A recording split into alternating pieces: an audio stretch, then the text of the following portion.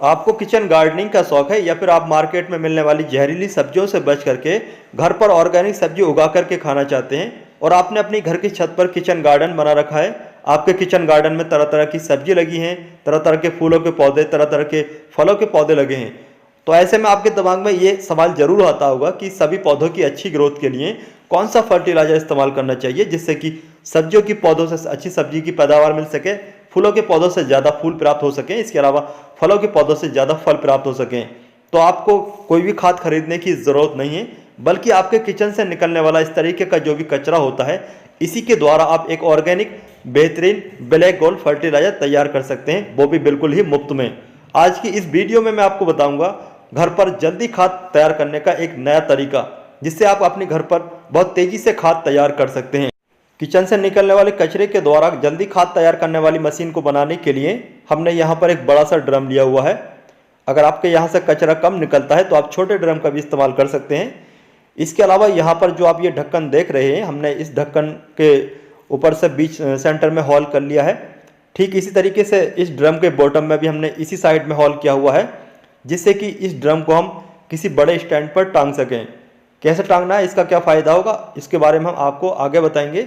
जैसे कि यहाँ पर आप देख रहे हैं, उस ढक्कन के सीध में बिल्कुल हमने यहाँ पर दूसरी साइड में भी होल किया हुआ है। इसके अलावा यहाँ पर जो हमने दूसरा होल किया है, इस हॉल को हमने इसलिए किया है ताकि हम इसमें कचरा डाल सकें और इसी साइड से कचरे के द्वारा जो खाद तैयार होगी वो बाहर निकाल सकें। इसके अलावा जब कचरा नीचे डाल देंगे तो कचरा नीचे डालने के बाद में कचरे से जो लिक्विड निकलेगा तो वो लिक्विड इन हॉल के द्वारा निकलता रहेगा। तो इसलिए हमने काफ़ी सारे ये हॉल किए हुए हैं, जिससे कि इन हॉल के द्वारा कचरे से निकलने वाला लिक्विड आसानी से बाहर निकलता रहे। ये जो सरिया है हम ड्रम के बीच में डालेंगे, यानी कि जो हमने ड्रम के बीच में हॉल किए हैं उन हॉल में डालने के बाद में इस ड्रम को हम एक स्टैंड पर टांग देंगे। चलिए इस सरिये को पहले डाल लेते हैं। तो हमने यहाँ से सरिया डालने के बाद में इधर से निकाल लिया है और अब हम ढक्कन के अंदर भी इस सरिये को डाल लेते हैं। ढक्कन के अंदर सरिये को डालने के बाद में ढक्कन को इस तरीके से कस देंगे और कसने के बाद में इसको एक स्टैंड के ऊपर रखेंगे। तो आपको इस तरीके का स्टैंड चाहिए होगा जिसको आप घर पर ही आसानी से तैयार कर सकते हैं। हमने ये घर पर ही तैयार किया है फंटियों में चोबा गाड़ने के बाद में। वैसे आप चाहें तो किसी बड़े से भी इस तरीके का स्टैंड तैयार करा सकते हैं, या फिर आप चाहें तो इसकी जगह लोहे का भी तैयार करा सकते हैं। लोहे का काफ़ी मजबूत रहता है, काफ़ी समय तक चलेगा। तो चलिए अब हम इस स्टैंड पर जो हमारा ड्रम है वो रख लेते हैं।